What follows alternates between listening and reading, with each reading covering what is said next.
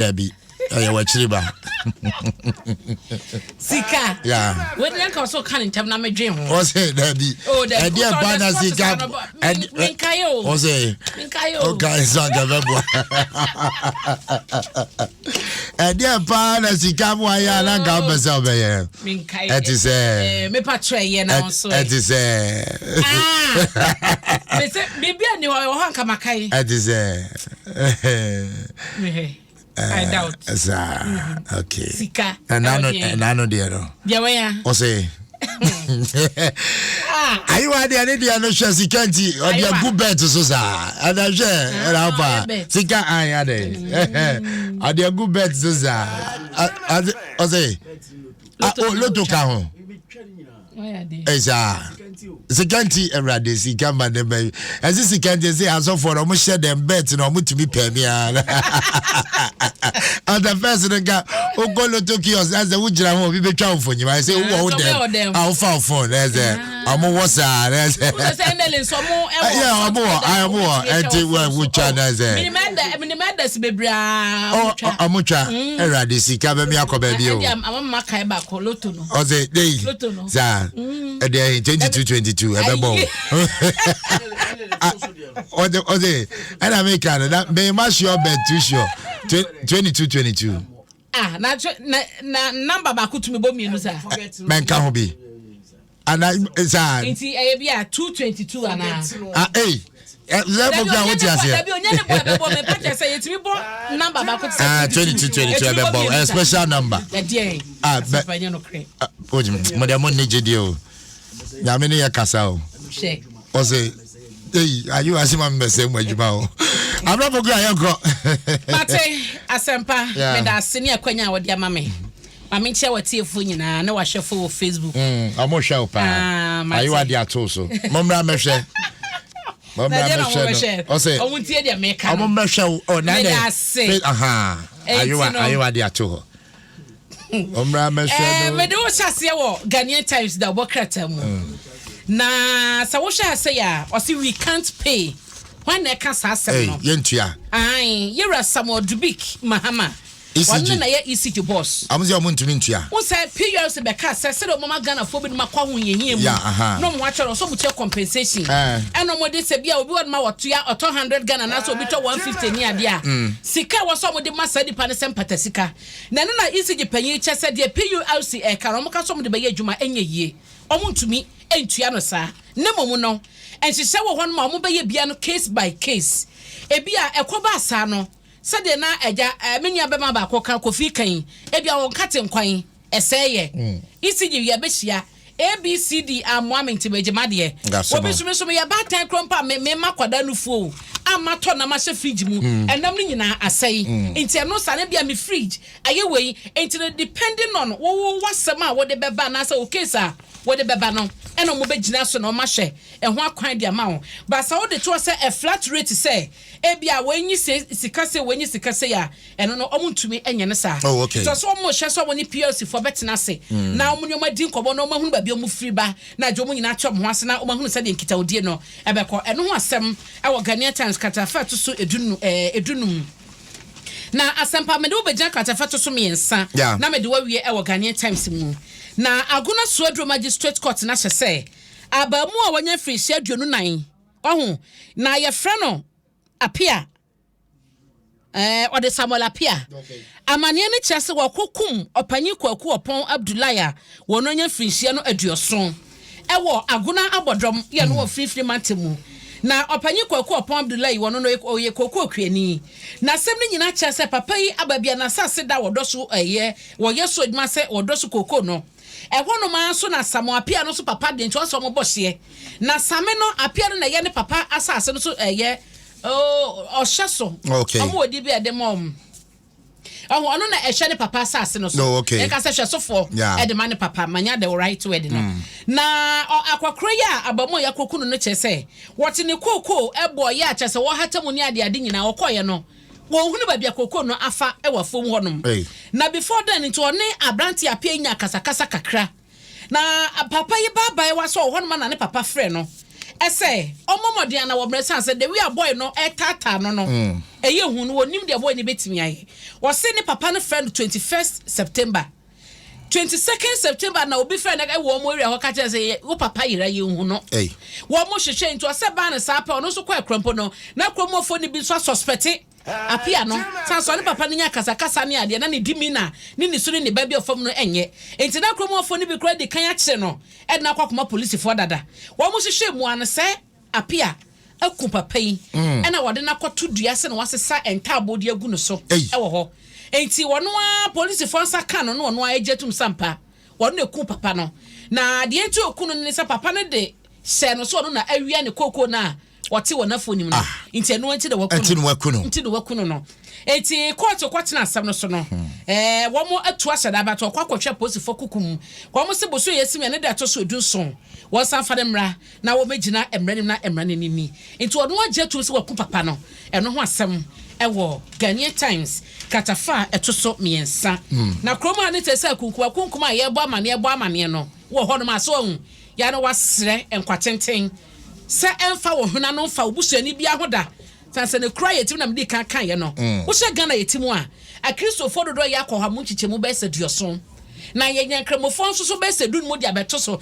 omkrompo ebrudu no no enti yetete wenu mu ye bokro no ye kunipa ye didem ne ade a wo be kwakwa wie mu an na obi wo mu a wode wo se wo ye Kristoni anase bia wo ye kramoni ye hye na cheche ko a ye gi waso dem ne ye mosca hodro ye fanya adwuma na ye ye magana ye hudodo medical daily guide da bokata mu right na eha no mefa amanebo mienu ena diama wo ni nyina no eye aban no beka ya ejura de esi wo ho ema enipa bi prepraye ebi nso so firi mu etokeka nkrofo temamufo eni posifo de bo ani na eno ho asam no ewo kratafa etoso miensa ewo daily guide amane ni nyina ne se attorney general aban lawyer panyin ena enei wode atodwa se ewo se aban no hye na omutu sika 1,218,897 Ghana cedis esempatasika edma enipa miensa bia basabasa ya ekoso no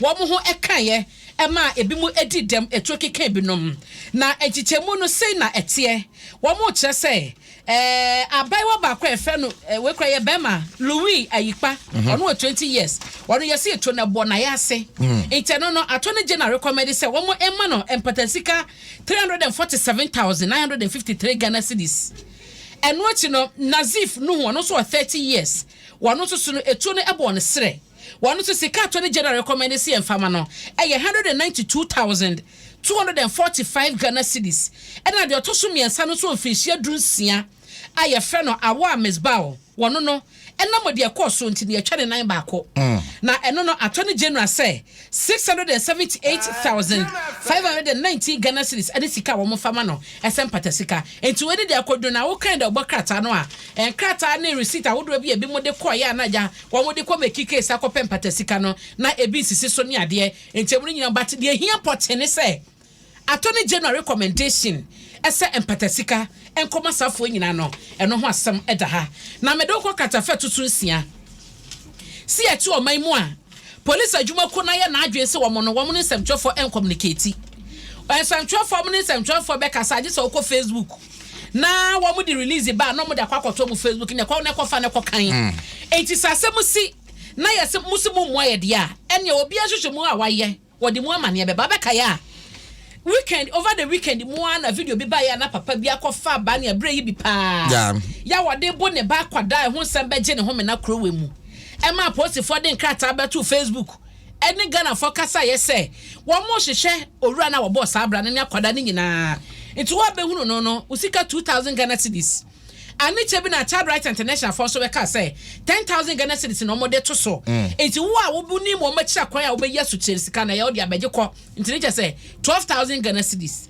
na emu no enra ye wo hono ma na ye hunu say the fourth state a publish say a branch no krompo no makwa hunu no oja se kan man sini mu yes ba bia fe ho akabuam I just hope some matwa mantimi amone correct la mo fa nche me akabuam ho no mo eno wo otimantem nim Oma kwakwakyere abranti ya efre no Richard Kofi na manebo no krompo chese nani na nsa wokuo da no awia bese no miensa ne fa ena omkwakyere no chese me say me post o Facebook mani age ese ya cha brantie yi na fi asante te won from post for say nya no kre post for say nya no kre mo se mo ne yen kasa ya from crump information mo fa ma yen enti ne no asem no te say ja se kan ya mansini ma mo te o ma chi na mpa na o mo chi no a e was say ba bedu region e na region dia ba national ansan ma communicate dia mayen dia four first state kan ya no Ghana fo nyina so mu enti menyini so mo dia no kra na mo keka ne ko ba bi sa tonto so mo be hunu sense am trofo ni communication ehia sansa o ma tokro bedam no bi obi efele sa tokro no a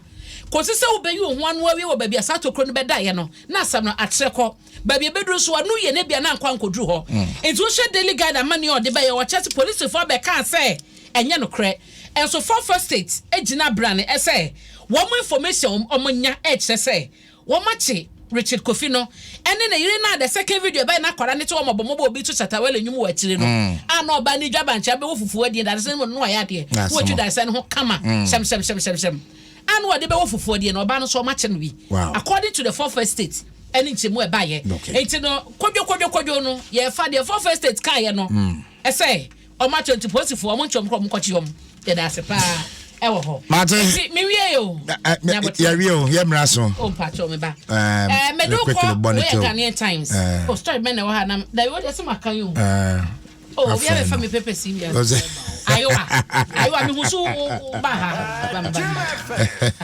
okay the new weekend crusading guide okay and am dey emma asempase bi da ha me kan ye no me re ho kakra ene kamia se Ghana fo eni abadaye biem me fa se ebinom na asema da ha no eye Owura Kofi Amoaben founder UT banker enei aka sensema na sadin sensema no wono ni panya na bank ne eye ne dia Prince Kofi Amoaben captain retired na wo de atudwa se ebro kwa hu yehia mu wono agya na bodwese na wotwa ne picture e de beto social media ene na bodwese no obi ohunu ye bia wani boss bia no beka se we de captain Prince Kofi Amoaben retired ayenim no ne ono nie wase picture de beto social media no Ghana fo bi sire no Ghana fo bi kan ensema ya cha no so se de ahia no kra wonya sika kra masem ene wanfa mobra ene ne eti yenim de ne social media eye wase nsem we mu nyina no Owura ba ko pe ene ekoso no was sending a WhatsApp message no ka say Prince emwa bi wo ho ma metumi di aboa wo for account number mame na memwa wo obi be sa say nipa ben o se eye Yewura Sedu Agongo Class Media Group ono ni panyi a adwumako no eye ne dia wono so Heritage Fund no so no adi senseme no na wo ye panyi a wo da no na wo se saa de na papa ne ye ma ne hunu se wo mu se nioma bedane ye nioma sesan ye ne situation komu no wonya Ghana ni ba ko pe bia na wo wotema o wabada ye na odwi nipa ho na enye se bibia ba na asema to nua no afi na obegina botagina social media na yenim se ekoya ya na ye faso ye niema o social media no yenim dema edi wo nipa bi so etimi krama nipa bi dwe ho akodu pempen so se wonyono ne nkwakro begye finisem esan se animtiabuo no eni ehuro no edroso enso nei obi kita one Ghana city data on the social media yeah oba Facebook Kofi Amoaben picture and my you are there to work obi kita one Ghana city data at social media asemo obeka tru obi wo honom no one strain na nipa men wanya kasa kira wo de tube ko segem adan ya yesa enti social media ya nom ne ebinom so de tumpon edidi dwuma no wo de betena hɔ ma trolling kwa ehuro kwa asema ni sa wo kana wo kan ya na ye yesa ye kana onipa no onkan onte wasi ade a Yewura Sedu Agongo ye no aye ne fe na nani so se wo mu se wan fa na account number na nkwa na so wan to so obegye mu wana no person de ma no but the fact that wo dwen ne ho kodu sampempe bre na wiase nyina ehuru no se no e wo ne fo mbom no wasa no ne ade a ye ne fe na me kan no it was very emotional ye ntine wiase nya sa so ati ase asempa nti me sia ye so we efo sa no wa hye wo de ene na obi kwa ahunye ono kwa obi nkasa ya ahunye hie mu sa so ote na no interview sa o ya wabobra watoto ne mansions ne ade it say wa situation bi mu otumi tobi yesi aba na ho makrama nka nipa otumi tobi de bobra won so a wote wa wo sere se na onya ne sika de na wo ena to denden de ama wa de na be koto su na to awe no nipa nya atia no na wo koto de ahwe ho ana nipa nya wa de nim nyina ya kan iti ya yensusu yeah yensusu bi na yenfili senti me na to me na ye kan sem wo ekire me a enka be fa ne sen nti ra se do agongo nyame hia no wakoma pa wate wonko so ama wonsem sika no enye mo sa so wakoma pa ba ya na de ya ne se nipa be furo waso power but concrete hwe omo so power ya abese oh abranti now the show say bia wadi nkudima na so wanya kwanya bia no na ye bibia wo say celebrate efi nipa kakra bi so onipa omododo akra nu waru be do say yan hron so power pa dia ya be so pa na fimu ne ya na be hunu ya wiase nyina be de oni mu kra no post ya be so pa de oni mu kra no post nti no yan worship nipa yan celebrate nipa wo bra oti ase and as well you rakofia mo aben nyame hira wo you are a strong man what it and as well nyame hira wo yan nyina de mpa bota wachi bibia be fine abla boku ahene me da se ebusia na poso fast na master assurance your solid partner top chocolate CBG will stand with you Agbave Herbal Center wireless of your latest form your partner for life Vodafone fed that together obi aba Facebook or say Nana Opoku GH Asi Asempa oka asem mbehwe na mabehwe first time seeing her Asempa I'm in love I'm in love. What's up, crying me name? I'm in love. You be fine. I'm in love. I'm in love. What that musician? I'm in love. Me patro. Nana Boku G say I'm in love. Me patro me. Asome can't show. Birthday dedication. Me patro quickly na fe yanko yanim. Okay. Enti ene me de ya na de bia semba kwa me kan say. Se me hunu enna anasa ja wanyini adu ne mpanyi fie so efri sia duosia num ede kono a ya no mo da makoma so they are special to me especially nipa no was 70s mu hono wo kwa because se obetumi a hit sa age no eye grace enti se me maami a me be rehina no pay ye friend Auntie Rose Badu our pig farm Terrazzo house enne wanya free sia no pore aduoson ba ko Auntie Rose Badu our pig farm Terrazzo house wo tie me because Nyankopon on sha wate menim se emfie no mo atwa kama but ensan Oma wunyini emenya 106.3 years na ehunu wo great grandchildren na sa birthday dedication yi we no eye wa wo ma ene wo nananom aunties mu ene ade nyina na ehwehyew wo mani nyina ye kase nyame hentimi ne me yo baba me ye oba preko pe wate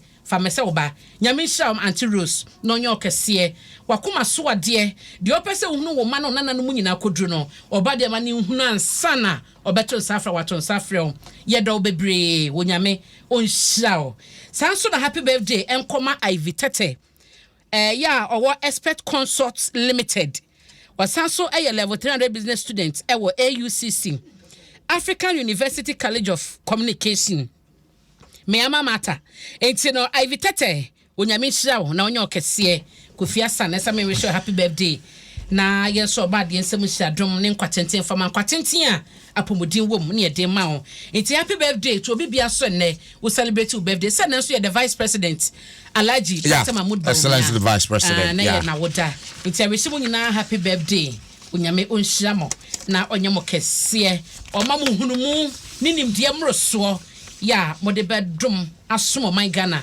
ama Ghana so akona nim asempa medase ne akonya o de ma me na me sorry so krakra die na miwia asempa wonim se Ghana Tertiary Talent Awards okay omo HS omo pese omo ye awards night okay na omo pese omo aname okay intino me di kind of masse e wa kwanya no na Ghana Tertiary Talent Awards ye bekoso e wo UCC okay womo campus ye auditorium 900 e ho na e bekoso e fieda 21st October okay e na adwumade no e bekoso pepepe anwumre no nsia na ahyase intino medamase Ghana Tertiary Talent Awards ye nyina beba abetachiri gate fee no 50 Ghana 30 Ghana 20 Ghana for munyina momra na yenkopi auditorium 900 UCC na yenkota wo machi na dwumade no enya kama nyame hye obibia medase